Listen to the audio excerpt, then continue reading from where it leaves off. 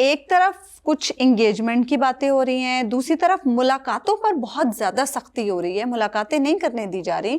Family को तो पिछले हफ्ते भी नहीं मिलने दिया गया था, बल्कि ये तीसरा हफ्ता है कि फैमिली की मुलाकात रोक दी गई है।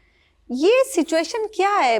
कौन रोक रहा है इन मुलाकातों को? और फैमिली से तो पहले हर सूरत में मुलाकात हो जाया करती थी, अब फैमिली की मुलाकात को रोकने का क्या मकसद है? एक तो आपने जिस मासूमियत से मुझसे पूछा ना कौन रोक रहा सोच रहा था तो मैं इसकी दाद देता हूँ, मैं रोक रहा हूँ नहीं मैं हूँ क्या कर रहे हैं अब्दुल साहब, इतने मासूम तो आप भी नहीं है कि आपको नहीं पता होगा। जो रोकने वाले हैं हाँ।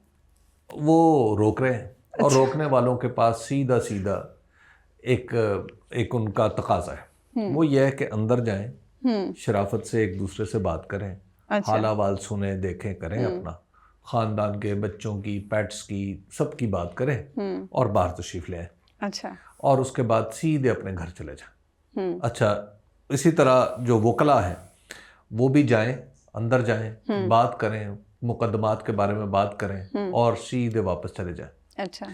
अच्छा, और जो जुमेरात का दिन है वो है फ्रेंड्स के लिए, ठीक है, चूंकि कानून में लफ्ज़ लिखा हुआ है फ्रेंड्स, उसमें तो ज़ाहिर है पॉलिटिकल दोस्त तो नहीं है शामिल, तो इस वजह से इमरान खान साहब जिनको अपना फ्रेंड्स कहते हैं वो इत्तफाक से पाकिस्तान तहरीक इंसाफ के अरकान भी हैं, तो पाकिस्तान तहरीक इंसाफ के अरकान भी नहीं मिलेंगे। उसकी वजह साफ है, वो ये है कि भाई जो अंदर जाके बाहर आके बात करेगा वो दोबारा नहीं जाएगा, वन। दूसरा, जो अंदर जाने से पहले कुछ बात करेगा वो भी नहीं जाएगा। अच्छा। ये अब उन्होंने SOPs जो हैं वो कहते हैं कि हम इसका इन लेटर, किन्होंने? भाई जिन्होंने रोका हुआ अच्छा। मैंने अच्छा। जे इन लेटर एंड स्पिरिट एस्टेब्लिशमेंट कहती है कि हमने उसको नाफिज करवा देना है। अच्छा। तो आज की जो मुलाकात थी उसमें जो वकला थे, आज का दिन होता है यानी मंगल का दिन होता है फैमिली और वकला के, तो उसमें नाम थे सलमान अकरम राजा साहब का, उसमें नाम था नियाजुल्लाह नियाजी साहब का जो इमरान खान साहब के तर्जुमान हैं, उसमें मिशाल यूसुफजई का साहिबा का नाम था, उसमें जो निस्वाना साहब हैं, आसिफ निस्वाना साहब जो लाहौर हाई कोर्ट बार के सदर हैं, उनका भी नाम था। मेरा ख्याल है नस्वाना है वो, निस्वाना। अच्छा, वो पंजाबी तलफ़ुज़ है तो मैंने उसको ना की बजाय ना बोला, निस्वाना। ठीक, तो वो है। उसके बाद मुबश्शिर साहब हैं जो लाहौर बार के सदर हैं, वो भी वहाँ पे, मुबश्शिर रहमान साहब, वो भी वहाँ पे मौजूद, यानी उनके नाम थे। अब हुआ ये कि जैसे ये लोग गए हैं तो उन्होंने कहा जी कि हमने तो आपको मिलने नहीं देना। और मिलने कौन चलेंगे? मिलने चले गए तो वहाँ पे आलिया हमजा भी मौजूद थी, तो वहाँ पे एक खातून वकील साहिबा को भी भेज दिया और अंदर अली जफ़र साहब भी चले गए और बैरिस्टर गौहर साहब भी चले गए। उन दोनों ने बात तो नहीं करनी बाहर आके और की भी नहीं है। आज अंदर एक दिलचस्प वाक़या पेश आया कि रज़िया साहिबा जब वहाँ पे गई, वो कोई उनका ताल्लुक़ है उस ग्रोह से, उस ग्रुप से जो परवेज़ इलाही साहब से मुतल्लिक़ है। अच्छा। अब वो खातून अंदर गई तो उन्होंने भी कहा जी खान साहब अस्सलाम वालेकुम, तो उन्होंने कहा बुलाया किसी और का था, कोई और गए। खान साहब ने ये नहीं पूछा आप कौन? खान साहब ने यही कहा, उन्होंने कहा जी मुझे तो आपसे नहीं मिलना, मैं तो आपको जानता ही नहीं। तो लिहाजा उससे तो उनसे मिलने से उन्होंने इनकार कर दिया।